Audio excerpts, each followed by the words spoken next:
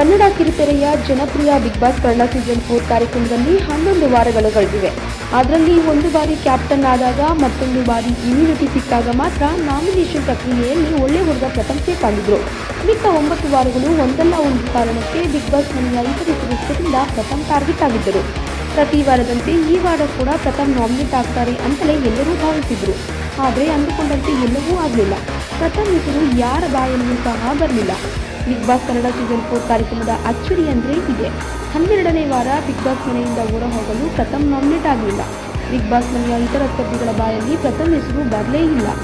Big boss ಮನೆಯಿಂದ ಹೊರ ಹೋಗುವ ಮುನ್ನ ನಟಿ ಸಂಜನಾ ಮಾತ್ರ ಪ್ರಥಮ್ ಹೆಸರನ್ನ ಹೇಳಿದ್ರು. ಹೀಗಾಗಿ ಪ್ರಥಮ್ ಅಕೌಂಟ್ನಲ್ಲಿ ಕೇವಲ 1 ವೋಟ್ ಇತ್ತು. ಸಂಜನಾ ಬಿಟ್ಟರೆ ಈಗ ಮನೆಯಲ್ಲಿ ಇರುವವರು ಯಾರೂ ಪ್ರಥಮ್ನ ನಾಮಿನೇಟ್ ಮಾಡಿಲ್ಲ. ಈ ವಾರ ಬಿಗ್ ಬಾಸ್ ಮನೆಯ ಕ್ಯಾಪ್ಟನ್ ಆಗಿರುವ ಶಾಲಿನಿ ಪ್ರಥಮ್ ರವರನ್ನ ನೇರವಾಗಿ ನಾಮಿನೇಟ್ ಮಾಡಬಹುದಿತ್ತು. ಆದರೆ ಆ ಕೆಲಸವನ್ನ ಶಾಲಿನಿ ಕೂಡ ಮಾಡಲಿಲ್ಲ. ನಾಮಿನೇಷನ್ ಪ್ರಕ್ರಿಯೆಯಲ್ಲಿ ತಮ್ಮ ಹೆಸರು ಬಾರದೇ ಇದ್ದಾಗ ಅದೆಂಗೆ ಗುರು ನಿಮಗೆ ಪ್ರತಿ ಸಲ ನಾನೇ ಎಲಿಮಿನೇಷನ್ ಆಗ್ತಿದ್ದೇನೆ, ಈ ಸಲ ಇಲ್ಲ, ನನಗೆ ಬಹಳ ಆಶ್ಚರ್ಯ ಆಗ್ತಿದೆ ಎಂದರು ಪ್ರಥಮ್.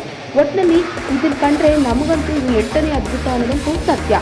ಈ ವಿಡಿಯೋ ಬಗ್ಗೆ ನಿಮ್ಮ ಅನಿಸಿಕೆ ಹಾಗೂ ಅಭಿಪ್ರಾಯಗಳನ್ನು ನಮ್ಮ ಕಮೆಂಟ್ ಬಾಕ್ಸ್ನಲ್ಲಿ ತಿಳಿಸಿ. ಈ ವಿಡಿಯೋನ ಲೈಕ್ ಮಾಡಿ, ಶೇರ್ ಮಾಡಿ ಹಾಗೂ ಮತ್ತಷ್ಟು ಸ್ಯಾಂಡಲ್ವುಡ್ ಅಪ್ಡೇಟ್ಸ್ಗಾಗಿ ನಮ್ಮ ಯೂಟ್ಯೂಬ್ ಚಾನಲನ್ನು ಸಬ್ಸ್ಕ್ರೈಬ್ ಮಾಡಿ.